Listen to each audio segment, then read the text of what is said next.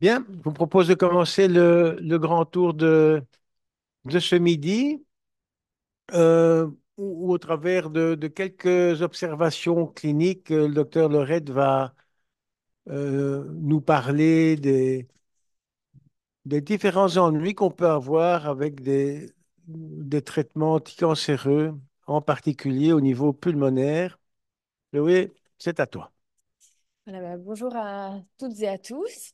En effet, je vais vous présenter un petit sujet sur les toxicités pulmonaires des thérapies anticancéreuses. Au cours de ma présentation, je vais présenter trois cas cliniques de trois patientes différentes que j'ai pu voir au cours de mon stage en oncologie. On va voir un petit peu ce qui s'est passé pour chacune d'entre elles. La première, c'est donc Madame B, une patiente âgée de 68 ans, qui s'est présentée en octobre 2024 pour une douleur au niveau du flanc droit, une douleur invalidante, et avec au niveau cutané en fait une lésion de type nevus suspecte. Cette lésion a été biopsie à Saint-Luc. Et donc, voici les caractéristiques de cette lésion. Donc, en fait, c'était un mélanome avec une extension superficielle, une phase de croissance verticale. Donc, PDL1 négatif, mais par contre, il y avait des mutations retrouvées BRAF. Qu'ont permis, on va voir, un traitement particulier. Donc, différentes caractéristiques, le niveau de Clark, l'indice de Breslow, donc entre guillemets, les moins bons, un mélanome qui était finalement déjà métastatique, pas d'ulcération, pas de phénomène, pas d'embol, ouais, pas d'atteinte au niveau vasculaire, d'engainement périnerveux. Il y a eu un PET scan de réalisé un peu dans la foulée, en octobre, qui montrait des métastases au niveau à la fois ganglionnaire, osseuse et hépatique. Mais pas d'extension au niveau de l'IRM cérébral. Donc finalement, cette patiente était atteinte d'un mélanome métastatique au niveau ganglionnaire, osseux et hépatique. On a réalisé une IRM de la moelle en octobre parce qu'elle se plaignait aussi de douleurs au niveau dorsal. Il y avait donc une infiltration métastatique avec un tassement au niveau de la vertèbre D11, associée également à une épidurite avec rétrécissement canalaire. Il a été décidé lors de la COM d'octobre 2024 de réaliser un traitement à base à la fois de neurochirurgie au niveau D11, suivi de radiothérapie et ensuite de débuter un traitement systémique, donc anti-BRAF, au vu de la mutation des mutations présentes. Donc, on l'a aussi traité directement par corticoïdes à haute dose, suivi d'une décroissance progressive. Elle a bénéficié d'une arthrodèse au niveau lombaire des 10, des 12, voilà, début octobre 2024.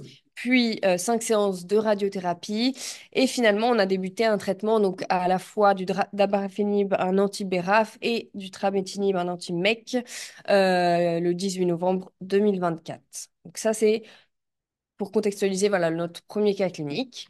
Ensuite, on a donc Madame O, une patiente de 70 ans, qui donc déjà en 2019 s'était fait diagnostiquer une néoplasie mammaire sur une base d'échographie et d'IRM mammaire. Mais elle n'avait pas été traitée à cette période parce que la patiente était dans le déni.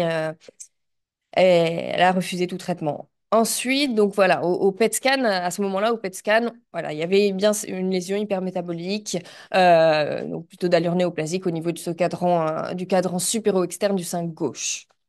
Donc, il y avait un diagnostic de carcinome canalaire infiltrant de grade 2, un luminal B, euh, non métastatique. À la COM de 2021, il était préconisé de réaliser un traitement par chirurgie, suivi d'une chimio et hormonothérapie. Mais la patiente étant suivie à cette période-là en France par un thérapeute qui finalement euh, la motive à refuser tous ces traitements et donc elle refuse la chimiothérapie, l'hormonothérapie. Elle revient donc l'année dernière en 2024, en septembre 2024, elle revient pour des douleurs qui avaient déjà débuté en mars 2024, une douleur plutôt au niveau dorsal.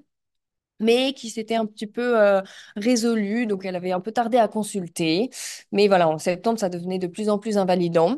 Donc, elle avait ouais, de fortes lombalgies qui radiaient un petit peu au niveau des membres inférieurs et les douleurs étaient persistées malgré voilà, les prises de morphine, voilà, Oxycontin, Oxynorm, Rivotril même.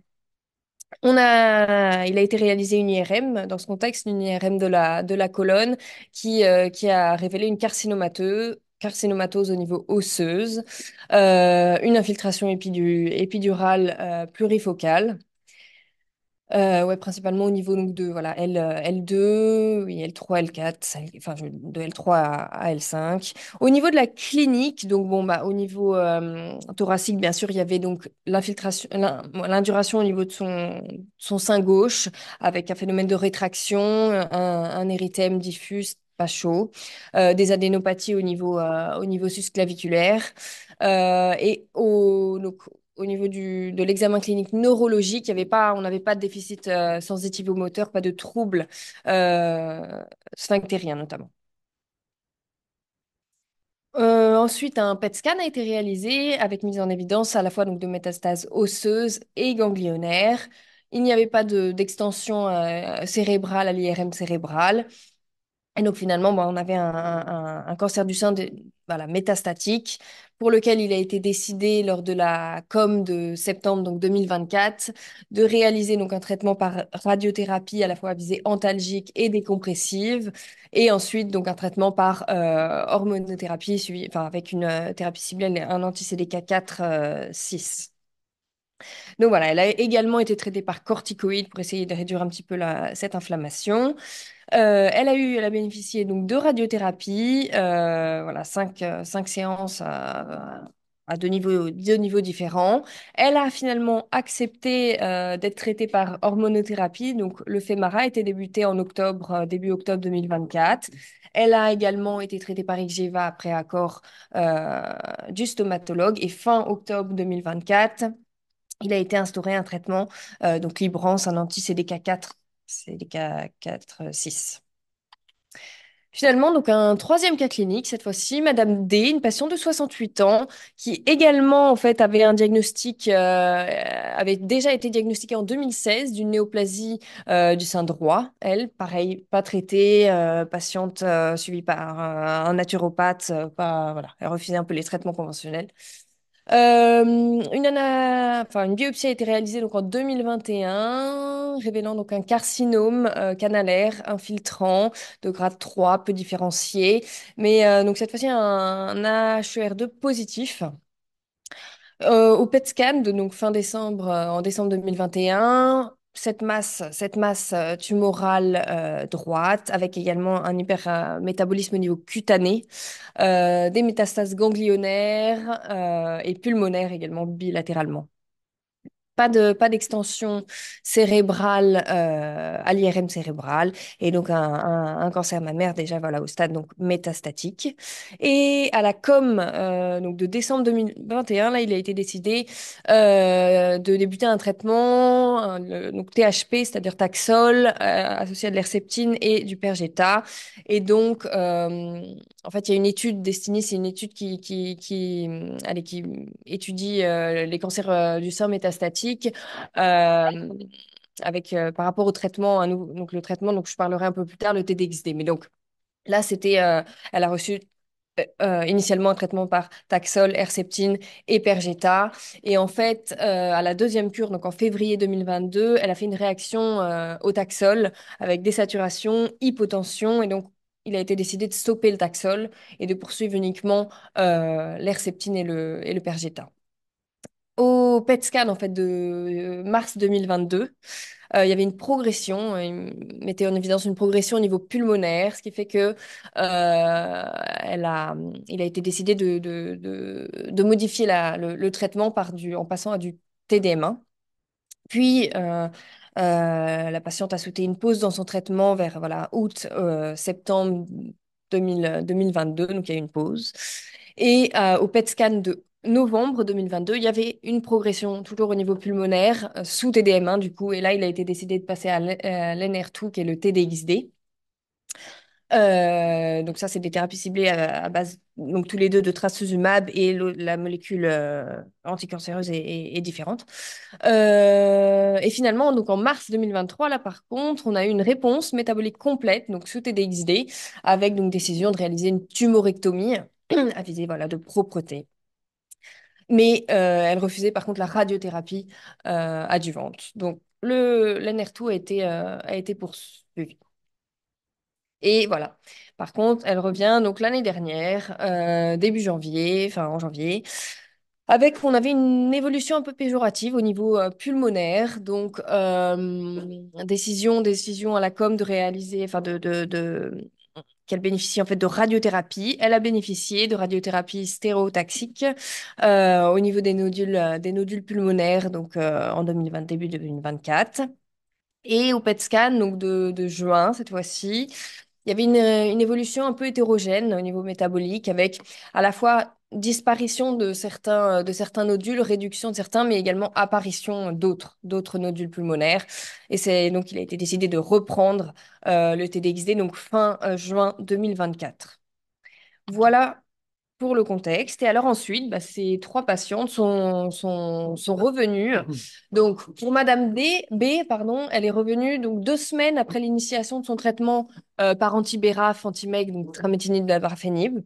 2 semaines après, avec une symptomatologie bah, associant ouais, tout sèche, de la fièvre, elle avait de la fièvre, des frissons, pas de dyspnée, pas de douleur thoracique.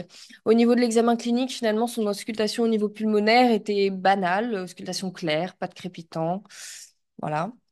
Madame O, elle revient seulement une semaine après l'initiation donc, de son anti-CDK4/6, donc Librance, avec une dyspnée plutôt voilà, d'effort, et des saturations à l'air ambiant à 88%, une toux sèche avec une douleur thoracique plutôt liée à la toux, pas d'hémoptysie, pas de palpitation, elle n'avait pas de fièvre ni de frisson. Une auscultation également pulmonaire qui était tout à fait banale, claire. Et Madame D, notre dernière patiente, alors elle revient 2 mois après l'initiation, enfin la reprise du TDXD avec une petite dyspnée d'effort qui devenait un petit peu invalidante, pas de toux, pas de fièvre, pas de frisson. Mais par contre, elle avait quelques crépitants au niveau principalement ouais, de la base droite de manière plus importante qu'à gauche. Donc, Attends, oui, Chloé, t'es- pardon. tu es consciente que euh, il y a une langue, donc il y a du français, et puis alors, il y a une langue que tout le monde ne comprend pas. Tu vois, branche, DXID, T4, machin, etc. Tu vas un petit peu nous préciser comment fonctionnent ces différents médicaments, quelles sont les cibles, etc. Oui. Mais les donc bah, le TDXD donc c'est le trastuzumab et ah oui deruxtecan oui c'est ça deruxtecan oui mais donc le trastuzumab c'est un anticorps en fait qui cible allez, la cellule cancéreuse et notamment bah, les cellules qui expriment en fait le récepteur HER2. Donc il y a un effet antinéoplasique u- uniquement lié au trastuzumab, mais il y a la seconde molécule, donc l'autre, voilà, le deruxtecan, qui va être internalisé par la cellule et qui va aussi avoir un effet, euh, bah, un autre effet à l'intérieur pour tuer en gros la cellule. L'ibrance, donc c'est cette anti-CDK4/6, donc ça va bloquer la voie de signalisation en fait. Et donc toute la multiplication, prolifération cellulaire. Et donc le dabrafénib qui est l'anti-BRAF, et pareil, c'est une voie de signalisation qui est bloquée et qui inhibe finalement ouais, la multiplication, prolifération cellulaire, et donc qui aboutit finalement à l'apoptose des cellules. Mhm. Et le dernier, là? Trametinib, Oui. bah, ça c'est un anti-MEC, donc une autre voie de signalisation. OK. Donc, donc le point commun de tous ces traitements anticancéreux sont finalement des thérapies ciblées Oui. par rapport à des particularités qu'on a mis en Exprimé, oui. évidence sur les cellules tumorales Mhm. et qui vont toucher différentes voies de signalisation Ouais. impliquées dans la croissance tumorale.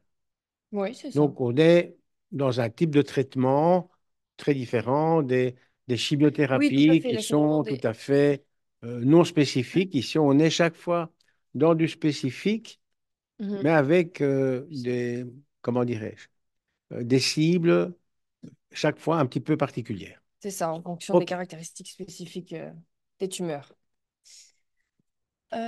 Voilà, donc bon, on réalise des prises de sang, bien sûr, chez chacune de nos patientes. Finalement, bah, Madame B, elle a une petite anémie, bon, un syndrome inflammatoire quand même avec 132 CRP, des globules blancs dans les normes, pas d'hyperneurophilie.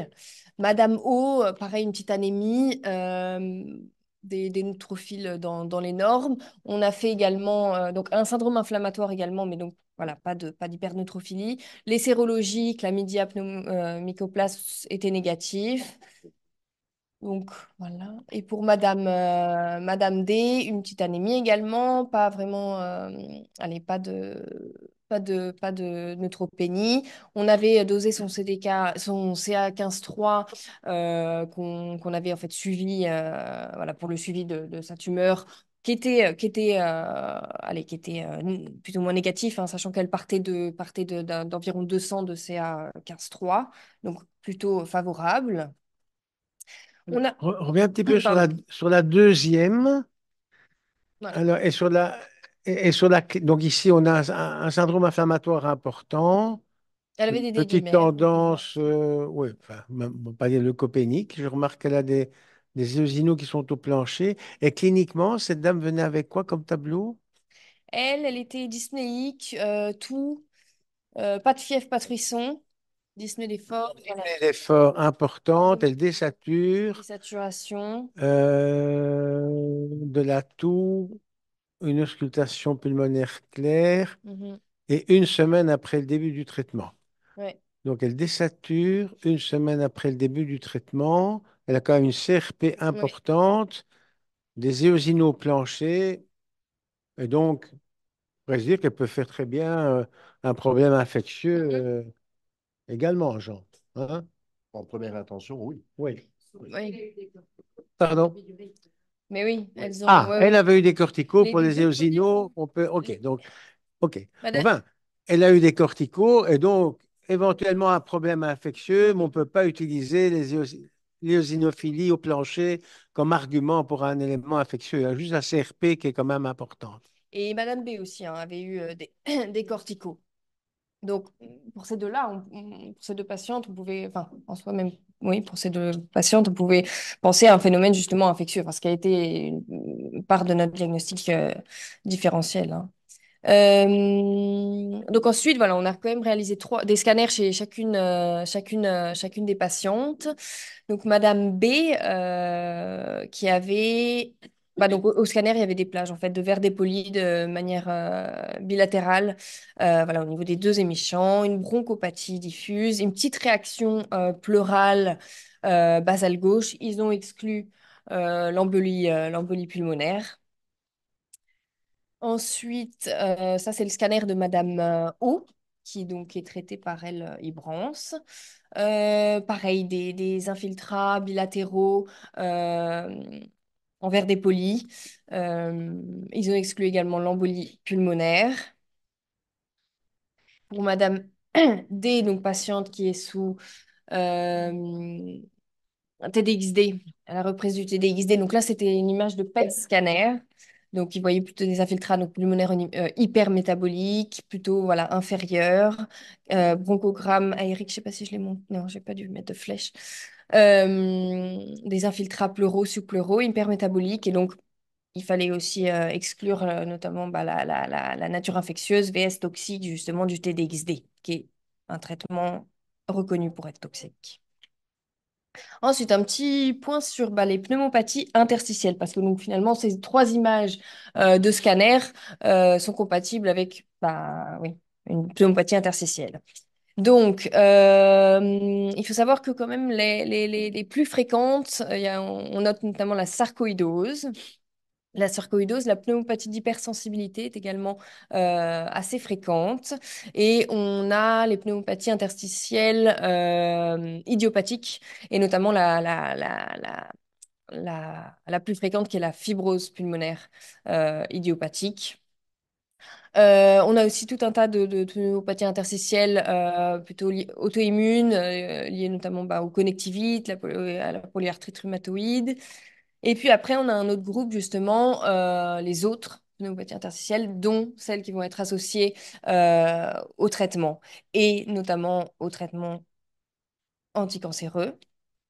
Donc voilà, deux petits tableaux pour dire que finalement, dans les pneumopathies interstitielles diffuses, ben, il y a énormément de formes répertoriées qui vont correspondre à des entités un petit peu spécifiques qui, en fonction du tableau, des symptômes, de la prise de sang, même des éléments radiologiques, vont avoir allez, on va pouvoir orienter notre diagnostic vers un type ou un autre de pneumopathie interstitielle. On a notamment la pneumonie interstitielle commune, pneumopathie interstitielle non spécifique, la pneumopathie ouais, organisée.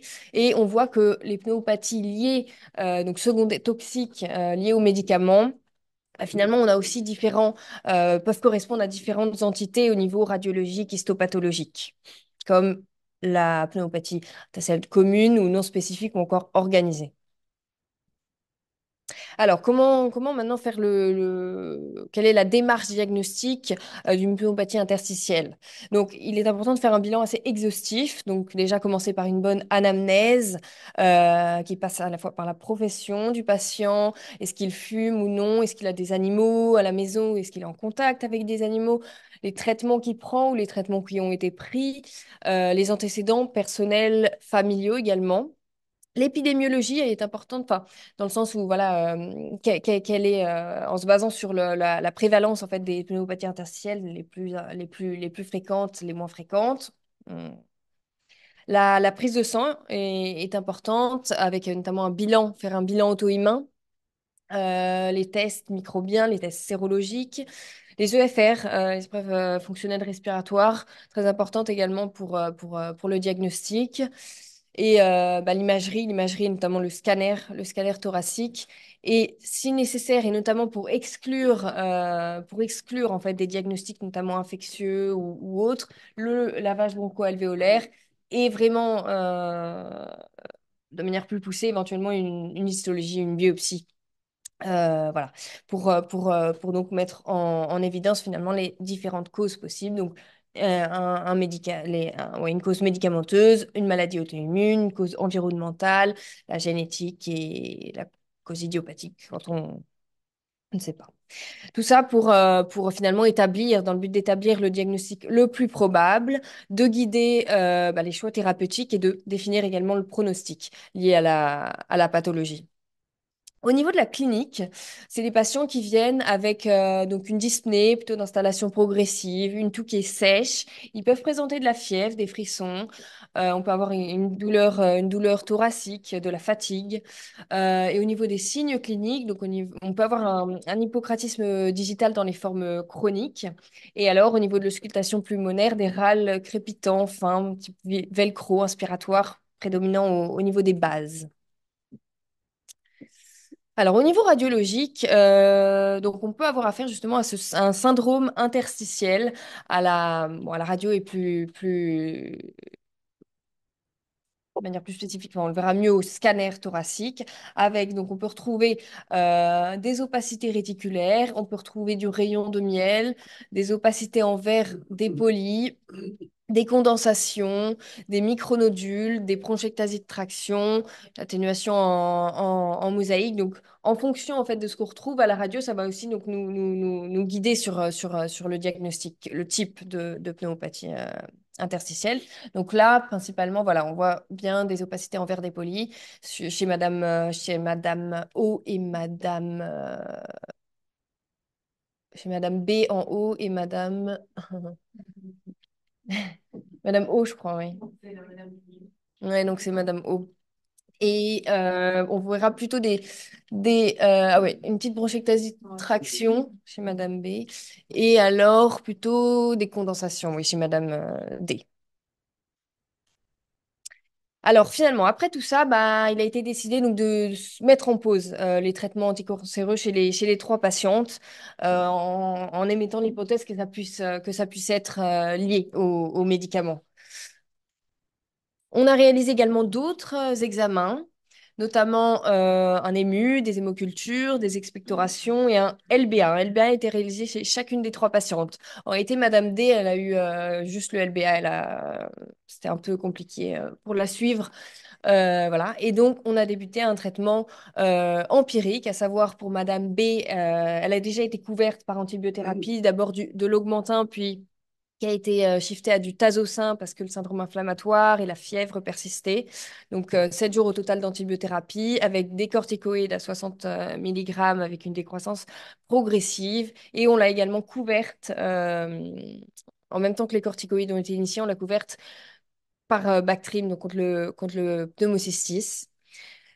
Chez Madame O, elle a été couverte par antibiotiques, donc Augmentin et Biclar pendant 7 jours, avec un traitement également par corticoïdes, ensuite des corticoïdes 60 mg avec une décroissance progressive. Et chez Madame D, elle n'a pas reçu de traitement spécifique. On a juste mis en pause son TDXD, c'est tout. Alors, juste une petite dia, mais très rapidement pour voilà, par rapport au traitement, en fait, les corticoïdes, ils ont énormément d'effets secondaires et notamment, bah, ils augmentent le risque d'infection. Donc, il faut faire attention. Et notamment, il y a une infection qui est retrouvée chez les patients immunodéprimés.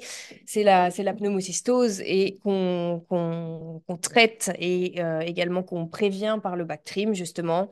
Euh, on a tendance à, je dirais un petit mot sur la pneumocystose plus tard, mais notamment dans les hémopathies malignes, on a tendance à instaurer un traitement prophylactique par du Bactrim. Pour les hémopathies, pour les néoplasies solides, moins. Et donc, chez Madame B, donc, qui était, elle, traitée donc le mélanome, elle a reçu un traitement par Bactrim. Donc, les résultats des différents examens complémentaires qui ont été réalisés. Donc, les émus de Madame B et de Madame O étaient négatifs. Les hémocultures de Madame B étaient également négatives. Celle de Madame O était positive, mais un Staphylococcus warneri, probablement un contaminant, un contrôle d'hémoculture était négatif, donc on n'a pas du tout traité. Au niveau des expectorations, négatif pour Madame O et quelques candidats albicans chez Madame B. Et par contre, voilà, au niveau du LBA, donc, qu'elles ont eu hein, toutes les trois, et ben, chez Madame B, il a été retrouvé la PCR était positive en fait pour le pneumocystis jirovecii. Par contre, bon, pour Madame O et Madame D, il était négatif pour l'aspergillus, tout le panel de pathogènes respiratoires, les mycobactéries. Mais donc, un pneumocystis chez Madame B. Justement, voici le LBA avec la PCR positive à pneumocystis. Juste une petite question. Le Bactrim avait été commencé avant ou après? Oui, avant. Avant. Ouais. Et, Oui, oui, ouais, 400. elle avait été, ouais. Il avait été ouais, commencé avant, mais en réalité, oui, il y a eu un petit. C'était ce moment-là où il y a eu un petit souci parce que le labo, on a appelé le labo pour avoir allez, le résultat avant le week-end, c'était un vendredi, et ils nous ont dit que le pneumocystis était négatif. Et en réalité, le lundi, ils nous rappellent, ah bah non. C'est- Donc on l'avait ouais, mis en pause Attends, un week-end. et par rapport à l'ivermectine, pour une des patientes, elle était éventuellement à risque d'avoir attrapé Ouais. dans les années antérieures quelque chose. Ah non, on n'a pas mis. Ça, Enfin. ou ça, c'était purement théorique. Ah non, pardon, ça c'est théorique, pardon. On n'a pas mis D'accord. d'ivermectine. OK. Non, non, non, non, Alors non. ça, c'est théorique. Pardon, oui. Et, Oui, c'est et en ça. pratique, est-ce que en prévention Oui, d'un traitement immunosuppresseur, ils sont systématiquement vus, tu sais qu'on a une consultation maintenant Immunostart pour ce genre de malade. Je pense notamment à des patients qui auraient pu séjourner dans des pays où Mhm. on peut attraper une strongyloïdase des années avant. Est-ce qu'on leur fait systématiquement une sérologie ankylose, etc. Alors, Oui, en fait, par rapport à l'ivermectine, je voulais juste faire une observation parce que la première patiente, elle était à moi. Mm. J'ai choisi, parce qu'on a trois classes de anti-CDK4/6, et j'ai choisi le Ibrance, qui c'est le moins efficace en termes des données, mais c'est parce que c'est une patiente qui ne voulait pas faire des traitements standards, elle était très hésitante, je commençais par l'hormono, et alors j'ai entendu parler par son médecin traitant avant de commencer qu'elle aurait peut-être en train d'utiliser l'ivermectine pour en traitement avec une personne qui ne savait même pas qui l'a prescrit. Alors, j'ai eu peur de la toxicité hépatique, en fait, avec le ribociclib, que c'était mon choix. Et donc, j'ai dit, je vais utiliser que c'est qu'il y a moins de risque au niveau pulmonaire de faire une pneumotoxicité. Et malgré ça, 2 semaines après, elle était ici hospitalisée. Mhm. Donc, voilà, mais c'est un bon remarque, en fait, de dire par rapport à ça, parce qu'il faut qu'on regarde toutes les drogues, les médicaments qui le patient il ne mentionne pas toujours. Hein. Moi, elle n'avait pas mentionné, c'est son Mm. médecin traitant qui m'a appelé pour dire. En fait, ce sont des médicaments extrêmement dangereux à utiliser. Et le remarque que j'ai fait ici, que c'est tous les trois patients, ce sont des patients âgés, déjà à plus de 65 ans. Mhm. Donc, en fait, la littérature, tous les nouveaux médicaments qui sont là approuvés, c'est 4 ans qu'on a d'expérience dans la vie réelle, hein, pas plus que ça. Mm. On n'a pas assez des patients dans des essais cliniques, donc on a maximum 30% des patients qui participent aux essais cliniques, ils sont très fit. Donc, il faut vraiment qu'on fasse attention. Et c'est pour ça que Mm. je trouve qu'ici, c'est vraiment très bien exemplifié parce qu'ils sont des patients qui sont, se présentent déjà aux urgences avec des symptômes, mais même avec un grade 1 asymptomatique, on considère déjà devoir arrêter un médicament. Mhm. Donc, voilà. Mais sinon, on fait pas, voilà, la prévention, tu vas parler un peu hein, de ça. Donc, je vais laisser peut-être Oui, pour oui, oui. finaliser, comme Parfait. ça, on parle après. ok, merci. Donc voilà, ça j'avais dit. Donc voilà, un petit article de l'ESMO en fait sur les pneumopathies interstitielles induites par les médicaments. Donc en fait, la pneumopathie interstitielle qui est induite par les médicaments, c'est une forme de pneumopathie interstitielle liée à l'exposition à certains médicaments qui vont provoquer une inflammation et jusqu'à éventuellement une fibrose interstitielle. Et il faut savoir que les médicaments antinéoplasiques, ce sont la principale cause en fait de cette pneumopathie interstitielle liée aux médicaments. Ça représente 23 à 51% des cas, avec donc le TDXD notamment, qui est fortement retrouvé. Les inhibiteurs de points de contrôle immunitaire, donc notamment bah, les anti-CDK4, 6 par exemple. C'est donc voilà les plus retrouvés. Alors, il y a quelques facteurs de risque qui ont été retrouvés, bah, notamment le fait d'avoir eu un antécédent en fait de pneumopathie interstitielle liée à un médicament. C'est retrouvé avec voilà, notamment pour le allez, pour les inhibiteurs de points de contrôle immunitaire, bah, il y a un risque absolu de 25 à 30% de récidive. C'est important également de justement faire la liste un petit peu de tous les médicaments qui ont été pris, qui sont pris par le patient, mais donc non liés au cancer et qui pourraient favoriser, qui pourraient provoquer une pneumopathie interstitielle liée aux médicaments. Et alors, dans l'étude justement Destiny, il a été mis en évidence que l'origine ethnique asiatique pourrait présenter finalement un risque majoré donc de développer une pneumopathie interstitielle liée au TDXD. Alors, par rapport au délai d'apparition justement des symptômes de la pneumopathie après l'initiation des traitements, donc il faut savoir que voilà, et ça peut se manifester de quelques jours à quelques mois après l'administration, du sorte que bah, finalement, même des manifestations un peu plus tardives, il faut quand même garder en tête que ce patient a eu tel ou tel traitement et donc que ça pourrait être une toxicité. Maintenant, principalement, dans la majorité des cas, disons, les pneumopathies interstitielles vont survenir assez rapidement. Donc voilà, dans les 2 premiers mois pour les inhibiteurs de points de contrôle immunitaire, jusqu'à 12 mois pour le TDXD. Donc, il faut savoir que le diagnostic radiologique vraiment est très, très, très important pour une prise en charge qui va être adaptée et donc ce sera le scanner, la tomodensitométrie à haute résolution qui est vraiment recommandée pour sa sensibilité, sa spécificité et aussi la capacité à évaluer l'atteinte, le degré d'atteinte au niveau pulmonaire. Maintenant, jusqu'à un tiers quand même des patients qui ont une pneumopathie interstitielle liée à un médicament peuvent être asymptomatiques. Donc parfois, finalement, on fait le diagnostic sur justement sur une radio ou plutôt sur un scanner. Mais donc, faut le savoir, les patients sont parfois asymptomatiques. Donc c'est très important d'exclure d'autres diagnostics comme la pneumopathie infectieuse, radique également chez les patients qui sont traités par radiothérapie, l'hémorragie alvéolaire diffuse, l'œdème pulmonaire, la lymphangite carcinomateuse. Donc ça notamment par le LBA justement qui peut exclure ces autres diagnostics. Et alors, bah oui, parce que finalement, entre la pneumopathie interstitielle liée aux médicaments et les autres types, il y a un chevauchement important entre les caractéristiques cliniques, histopathologiques et radiologiques. Donc, importance du diagnostic différentiel. Justement, donc, un petit point sur les caractéristiques au scanner. Donc, il faut savoir que dans les pneumopathies interstitielles liées aux médicaments, il y a cinq types allez, qu'on va retrouver le plus fréquemment. Donc, la pneumonie interstitielle aiguë, où on a donc des zones d'opacité en verre dépoli. On peut retrouver des consolidations, une réduction un peu de volume pulmonaire.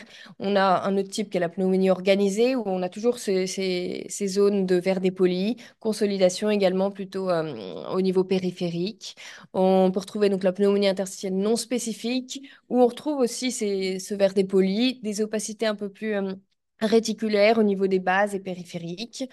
Dans la pneumopathie d'hypersensibilité, oh, merde, je me suis trompée. Donc toujours du verre dépoli, quelques nodules centrolobulaires. Et alors, il y a un autre type. Ce sont les anomalies pulmonaires interstitielles, en fait. Donc déjà, ça survient plutôt chez les patients âgés, les patients fumeurs. Et ce sont plutôt... En fait, c'est le fait de retrouver de manière fortuite sur des images de scanner des lésions qui nous font penser à une pneumopathie interstitielle, mais donc sans les rechercher de manière,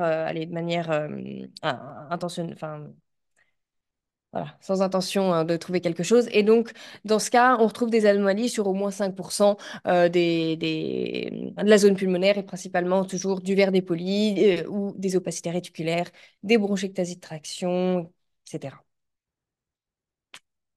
Donc, maintenant, il y a une classification, en fait, des pneumopathies toxiques avec différents grades, de 1 à 5. Donc, justement, le grade 1, c'est le grade où les patients sont totalement asymptomatiques et donc le diagnostic va plutôt se faire sur une radio, un scanner. Alors, dans ce cas, on va revoir un petit peu pour chaque grade ensuite allez, les traitements, mais voilà, il n'y a pas de traitement spécifique, mais on va voir. On va voir. Pour le grade 2, donc là, le patient commence à être symptomatique et il faudra le traiter. Donc, il y a une gêne fonctionnelle. Pour le grade 3, déjà, on a des symptômes plus sévères. Généralement, c'est des patients qui vont être hospitalisés parce qu'ils ont besoin d'oxygène. Et alors, le grade 4, là, on est sur un grade beaucoup plus important. Et alors, le grade 5, c'est quand la personne, malheureusement, décède de la pneumopathie. Donc, un petit point sur. Il y a un article qui aborde la règle des 5 S. Donc, c'est par rapport au TDXD, mais en réalité, c'est aussi, je trouve, allez, c'est intéressant pour tous les types de traitements. Donc, screen, donc faire un dépistage, en fait, bien des patients, revoir les traitements qu'ils prennent, les éventuels facteurs de risque pour dire si, voilà, évaluer le risque éventuel de faire une pneumopathie interstitielle liée aux médicaments. Donc le scanner, l'imagerie, voilà, par le scanner, très important, initialement, et puis de le refaire à 6-12 semaines pour voir un peu l'évolution. Alors, synergie, c'est pour l'interaction multidisciplinaire qui est très important, donc entre les oncologues, les pneumologues, les radiologues, ça c'est très important également. La suspension du traitement, dans tous les cas, en fait, on met en pause le traitement et le temps de faire un petit peu le bilan. Et alors les stéroïdes qu'on initie, assez rapidement et qui vont être adaptés en fonction un peu du type de stade. Donc, par rapport aux moyens diagnostiques de pneumopathie interstitielle liés aux médicaments, bah, ça reprend en fait la démarche diagnostique que j'ai expliquée tout à l'heure. Donc, bien sûr, l'anamnèse avec voilà, les traitements en cours, les traitements éventuellement antérieurs, les facteurs de risque, les comorbidités, les symptômes dyspnée, douleur thoracique, toux sèche, un examen physique, avec notamment bah, l'auscultation pulmonaire, voir s'il y a des crépitants, la prise des paramètres pour voir la saturation, éventuellement bah, faire une gazométrie pour voir s'il y a une hypoxémie. Ensuite, donc l'imagerie par scanner. euh, enfin, oui, c'est ce qui est recommandé, le scanner. Et alors après, pour les diagnostics différentiels, eh ben, réaliser une prise de sang assez complète, des examens, des sérologies, des tests microbiologiques et les EFR. Les EFR sont très importants et donc éventuellement un LBA, éventuellement une, une biopsie pulmonaire. Donc voilà, par rapport justement au grade 1, donc c'est le grade où finalement les patients sont asymptomatiques. Donc ils vont être diagnostiqués principalement sur l'imagerie. C'est des patients, oui, c'est ça, qui n'ont pas de symptômes. Éventuellement, à l'auscultation, parfois on peut retrouver, pourquoi pas, quelques crépitants, mais ça va principalement être sur l'imagerie. Et donc, qu'est-ce qu'on fait dans ce cas? Eh bien, temporairement, on met quand même en pause le traitement avec, dans certains cas, avoir à discuter un traitement qui pourrait être débuté par des corticoïdes à une dose à peu près de 0,5 mg kilo par jour de prednisone ou équivalent. Et en fonction, donc voilà, c'est important de suivre le patient. Donc si on a arrêté voilà, le traitement, bah, réévaluer le patient de manière clinique, radiologique, éventuellement de nouvelles EFR après 2 semaines. Et alors, dans certains cas, on poursuit le traitement, mais dans ce cas, il faut vraiment un suivi rapproché journalier quoi, du patient. Maintenant, en fonction de la réponse, donc si on a une résolution finalement radiologique des images de pneumopathie, alors on diminuera de manière progressive le traitement par corticoïde et on pourra reprendre éventuellement donc le traitement anticancéreux. Maintenant, si à la radio ça s'empire et qu'on passe à un grade 2, bah, dans ce cas, on va voir tout de suite ce qu'on fait. Donc voilà, le grade 2, les patients commencent à être symptomatiques, dyspnée, fièvre, douleur thoracique, tout. Donc toujours la même démarche, anamnèse, examen clinique, un scanner. Un scanner, les examens voilà, complémentaires pertinents. Donc, comment dire, on diagnostique voilà, un grade 2. Donc, pareil, on arrête, on met en pause, on arrête le traitement. On débute un traitement par corticoïde à 1-2 mg kilo par jour avec des croissances un peu progressives. On peut donc, faudra considérer en fait, un traitement par antibiotique le temps d'exclure, en fait, enfin, de faire le diagnostic différentiel et d'exclure une cause infectieuse. Et alors, éventuellement, bah, une prophylaxie par Bactrim. Le suivi de ces patients, donc toujours suivi de la clinique, les paramètres, le scanner qu'il faudra refaire. Et en fonction justement de la réponse, donc voilà, est-ce que les patients s'améliorent au niveau de la dyspnée, au niveau du scanner également, et ben voilà, si on arrive à repasser à un grade 1, voire à une résolution complète, alors on diminuera de manière progressive les corticoïdes. Et dans ce cas-là, on pourra aussi discuter d'éventuellement reprendre. Il y a une possibilité encore pour le grade 2 de reprendre le traitement anticancéreux. On va voir. Et pour le grade 3, donc là, c'est des patients généralement qui nécessitent d'être hospitalisés, d'avoir un petit peu d'oxygène. Et donc, bien sûr, on arrête le traitement, on débute les corticoïdes, éventuellement donc, des antibiotiques, le temps de faire le diagnostic différentiel, le Bactrim si nécessaire. Pareil pour le suivi. Et alors, en fonction de la réponse, bah, on pourra diminuer progressivement les corticoïdes. Mais là, les recommandations elles sont telles qu'on on doit pas, en théorie, reprendre le traitement anticancéreux. Et alors, le grade 4, bon, là, c'est des cas encore plus graves où les patients nécessitent une ventilation non invasive, invasive parfois.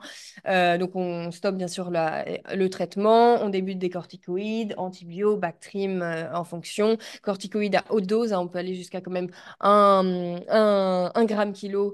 Alors, dans les recommandations, c'est pendant 3 jours, puis diminuer à voilà, 1 à 2 mg kilo par jour de prénisone ou d'équivalent pendant 2 à 4 semaines, et voilà, diminution ensuite progressive. Et donc, si on a une bonne réponse clinique à l'imagerie, tout ça, on pourra diminuer de manière progressive les corticoïdes. Et pareil, on ne reprendra pas le traitement anticancéreux. Dans certains cas aussi, si on a une mauvaise réponse aux corticoïdes, on pourra considérer des thérapies, d'autres immunosuppresseurs éventuellement.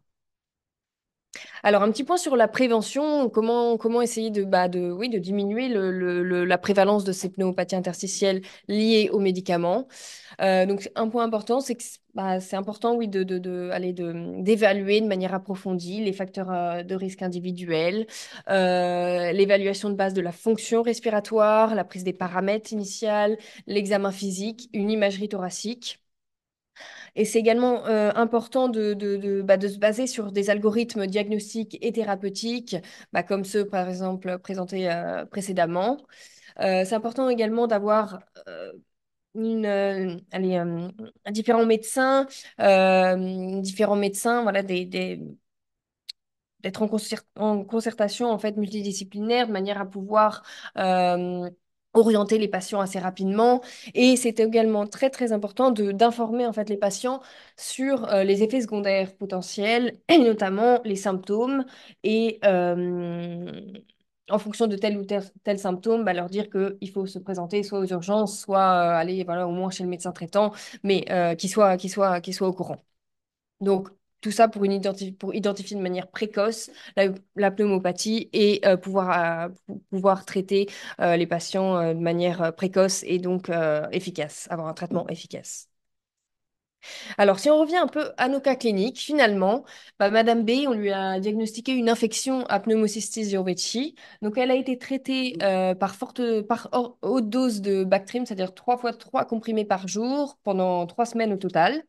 Et chez cette patiente, du coup, on a décidé de reprendre le traitement par trametinib dabrafenib puisque on avait exclu la toxicité de ce traitement. Madame O, elle a on lui a diagnostiqué une pneumopathie interstitielle diffuse toxique liée à donc Librance, l'anti-CDK4/6 de grade 2. Donc, on l'a traité par corticoïde à haute dose avec un schéma dégressif. Et donc, pour elle, on n'a pas repris son traitement. Et pour Madame D, donc également une pneumopathie interstitielle liée au TDXD, de grade 2 également. On a stoppé le TDXD et chez elle, on a repris uniquement du trastuzumab, ce et tamoxifène, mais donc pas le Deruxtecan, quoi. Donc, oui, TDXD, c'est voilà, l'association. Et ça, c'est une image scanner pour Madame B. Donc, l'évolution après seulement une semaine d'arrêt du du dabrafénique, donc de l'antibéraf, après une semaine d'arrêt et pas sur les corticoïdes, le Bactrim, parce que elle, c'était l'infection à pneumocystis. Voilà l'évolution au scanner. Alors, juste un petit point sur la pneumocystose. Donc, c'est une infection pulmonaire opportuniste. Donc, l'agent en cause est le Pneumocystis jirovecii. C'est donc une infection opportuniste qui survient sur un terrain immunodéprimé. Donc, les patients, bien sûr, infectés par le VIH. Et d'ailleurs, ça classe l'infection au stade SIDA. Les patients qui ont des hémopathies malignes, les patients en cours de traitement par immunosuppresseurs et ou corticoïdes, et éventuellement voilà, la prématurité, les nourrissons. Donc, il faut y penser dans nos cas. Au niveau de la clinique, bon, le début va être un peu variable en fonction un peu de la pathologie sous-jacente, pardon. Chez les patients VIH, c'est plutôt un début insidieux, alors que chez les patients avec hémopathie maligne, on aura plutôt un début plus brutal. Au niveau des signes cliniques, on aura en fait un tableau d'insuffisance respiratoire, des patients avec de la fièvre, de la toux sèche, une dyspnée, d'apparition progressive. Au niveau de l'auscultation, parfois, on a finalement des signes pauvres, pas vraiment de signes à l'auscultation, ce qui va contraster avec l'intensité plus des signes cliniques. Et faire attention parce qu'une radio normale n'exclut pas le diagnostic. Par rapport au traitement, donc on a le traitement curatif, donc une fois qu'on a fait le diagnostic, donc c'est principalement le Bactrim pendant 3 semaines, forte dose, trimethoprim, sulfaméthoxazole, éventuellement voilà d'autres traitements possibles. Et on a donc la prophylaxie chez les patients à haut risque, donc justement plutôt les patients SIDA, au stade SIDA, les patients avec hémopathie maligne, leucémie, maladie de Hodgkin. Donc là, on pourra faire une prophylaxie par Bactrim à dose plus réduite. Et éventuellement, voilà. Donc, pour conclure, oui, déjà, il faut savoir que la pneumopathie interstitielle liée aux médicaments, c'est quand même, c'est potentiellement grave, potentiellement mortel, mais ça peut être traité si c'est pris à temps. C'est diagnostiqué à temps et donc traité de manière efficace. L'interaction multidisciplinaire est très importante entre les oncologues, les radiologues, les pneumologues, les infectiologues. Et donc, voilà, c'est important de tout ça. Enfin, ça permet un diagnostic précoce et donc d'intervenir de manière rapide. Très important également d'éduquer les patients allez, le fait que ces effets indésirables surviennent et les symptômes, qu'ils soient conscients des symptômes et que, en cas de manifestation, se rendre voilà, aux urgences ou chez son médecin traitant ou passer un coup de fil au pneumologue ou quoi, ou à l'oncologue, enfin voilà. Et savoir également que il y a des améliorations qui pourraient être faites grâce à la recherche, notamment sur les mécanismes sous-jacents de ce type de pneumopathie qui ne sont pas encore tout à fait bien connus, les méthodes de diagnostic, les éventuelles stratégies thérapeutiques de nouveaux traitements éventuellement. Et donc voilà, ce qu'il faut retenir, donc voilà, vraiment cette interaction multidisciplinaire qui est fondamentale. Penser à tous les éléments diagnostiques, anamnèse, examen clinique, vraiment que le bilan soit vraiment exhaustif. Pas oublier quand même de faire des EFR, le scanner, voilà, faire le diagnostic différentiel de toutes les pneumopathies interstitielles, penser à toutes les causes infectieuses. euh, Éventuellement autre, un sarcoïdose, pneumopathie d'hypersensibilité, c'est aussi possible. On met en pause dès qu'on a des patients qui arrivent aux urgences, enfin, oui, qui sont pas bien après un traitement, anticancéreux. On le met très souvent en pause. On débute rapidement des corticoïdes, éventuellement antibiotiques, voilà, le temps de faire vraiment le bilan. Et voilà. Et pour les corticoïdes, on diminuera bien sûr de manière progressive les doses.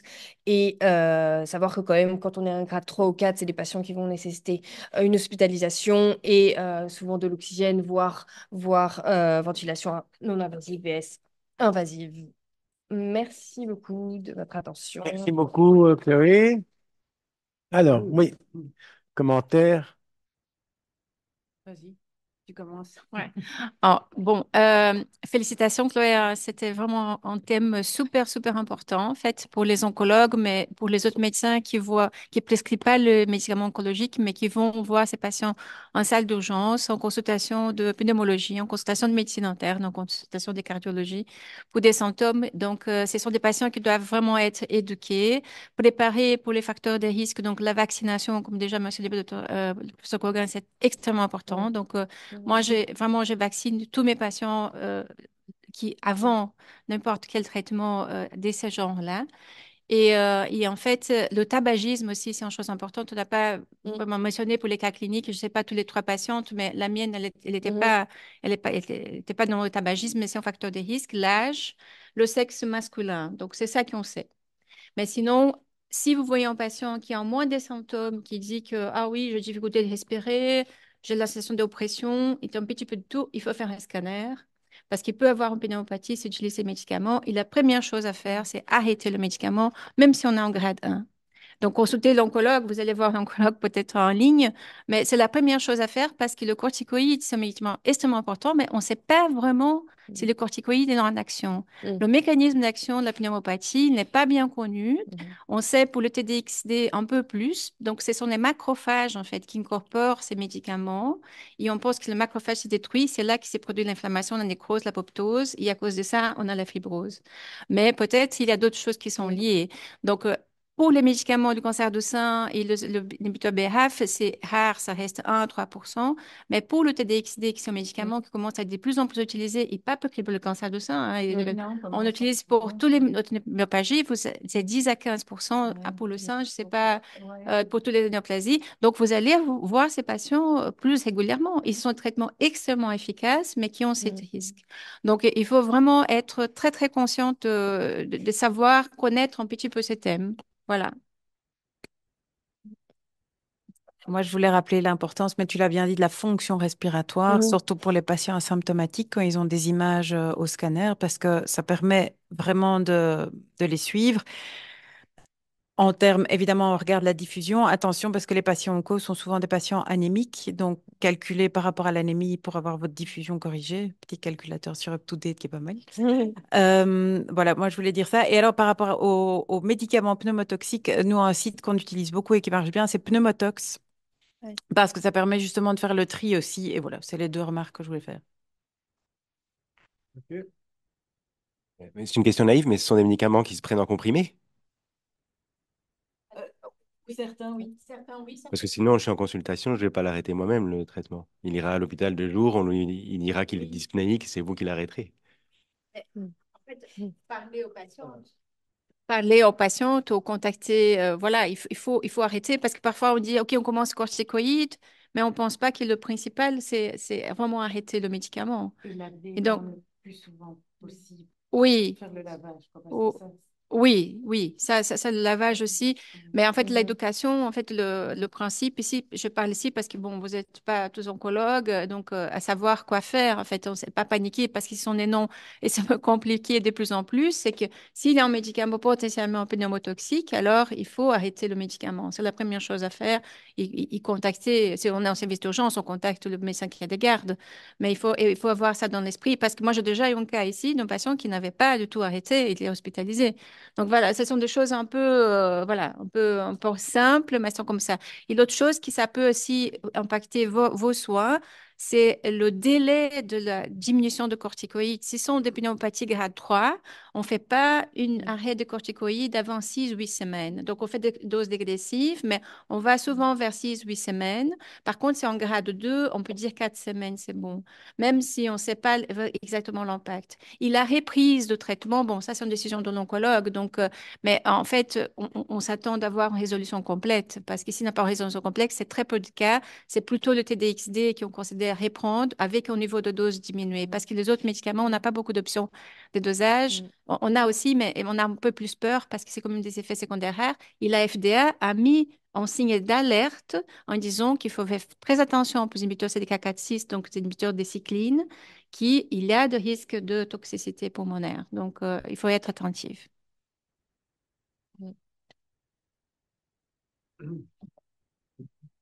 Et j'ai pas suivi, au final, la patiente qui avait un PCP, vous en êtes venu comment à lui donner un pneumocystis? Ah, Vous pardon. en êtes venu comment à lui donner du Bactrim? C'est le scanner. Ouais, ouais. elle avait des HEV aussi, peut-être, Ouais, puis le fait qu'elle avait la fièvre, ça passait pas. Elle était traitée par Tazocin, mais malgré ça, en fait, il y avait une persistance du syndrome inflammatoire, ouais, de la fièvre.